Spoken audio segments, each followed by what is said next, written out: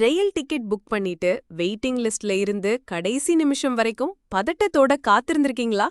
அப்போ இந்திய ரயில்வேயிடமிருந்து ஒரு ஆறுதலான செய்தி வருது. பயணம் புறப்படுவதற்கு 24 மணி நேரத்திற்கு முன்பே ரயிலுக்கான முன்பதிவு பட்டியலை, அதாவது ரிசர்வேஷன் சார்ட்டை தயாரிக்கும் ஒரு புதிய விதியை இந்திய ரயில்வே சோதனை அடிப்படையில் அமல்படுத்த உள்ளது. தற்போதைக்கு ரயில் புறப்படுவதற்கு சுமார் 4 மணி நேரத்திற்கு முன்புதான் இந்த பட்டியல் தயாரிக்கப்படுகிறது. இந்த புதிய மாற்றம் அமலுக்கு வந்தால் உங்க டிக்கெட் உறுதியாகி விட்டதா இல்லையா என்பதை ஒரு நாள் முன்னாடியே தெரிஞ்சுக்க முடியும். இதனால பயணங்களை திட்டமிடவும், தேவைப்பட்டால் டிக்கெட்டை நேரத்தே ரத்து செய்யவும் இன்னும் வசதியா இருக்கும். ஆனால் கவனிங்க, டிக்கெட்டை ரத்து செய்வதற்கான காலக்கெடுவிலும் மாற்றங்கள் வரும்.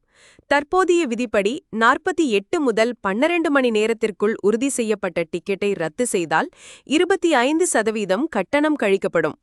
முன்பதிவு பட்டியல் தயாரிக்கப்பட்ட பிறகு பொதுவாக ரீஃபண்ட் கிடைக்காது. புதிய விதி அமலுக்கு வந்தால் ரத்து செய்வதற்கான இந்த காலக்கெடவும் முன்னதாகவே மாறும். அதனால் இன்னும் கவனமாக இருக்க வேண்டும். உறுதி செய்யப்படாத காத்திருப்பு பட்டியல் டிக்கெட்டுகளை ரத்து செய்தால் பெரும்பாலும் முழு பணமும் திரும்ப கிடைக்கும். ரீஃபண்ட் நிலையை IRCTC இணையதளம் அல்லது மொபைல் செயலியில் சரிபார்க்கலாம். இந்த 24 மணி நேர சார்ட்டிங் விதிமுறை தற்போது ஒரு ரயில் நிலையத்தில் மட்டுமே சோதிக்கப்படுகிறது. இது வெற்றி பெற்றால் நாடு முழுவதும் அமல்படுத்த ரயில்வே திட்டமிட்டுள்ளது. அவ்வாறு நடந்தால் ரீஃபண்ட் விதிகளிலும் மாற்றங்களை எதிர்பார்க்கலாம். இறுதி இசை.